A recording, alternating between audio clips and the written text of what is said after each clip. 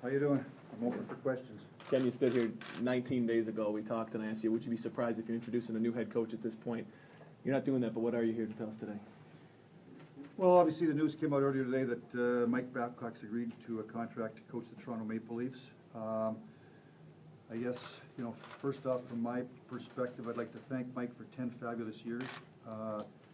Hired Mike in 2005, and we made the playoffs for 10 consecutive years. I went to the Final Four 3 straight years in 07, 08, 09, and won a cup in 08. And at the same time, the last few years, I thought he did a fabulous job in putting some younger players in our organization onto our team and developing them into players that we think are going to help us going forward. So, I've got mixed emotions today. Mike and I were in Prague together for I got there last Sunday, he got there Tuesday, and then we flew home on Sunday, spent 8 hours sitting beside each other in the plane. And then, I talked to, he was at my office yesterday for about an hour, and then he came over to my house this morning at 8 o'clock in the morning, texted me, and we spent some time this morning.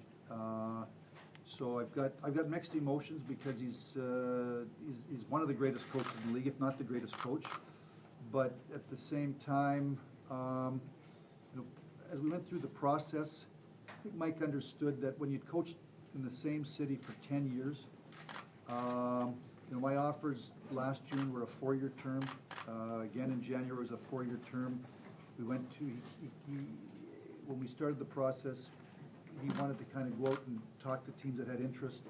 And then as we sat yesterday morning, I said, Mike, the best I can do is 5 years. When you've been in the same city as long as I have and as long as Mike has, you don't get much longer term than 4 and 5 years. So I think that certainly part of the decision-making process probably for Mike was the amount of term that he could get in Toronto versus what we were prepared to give.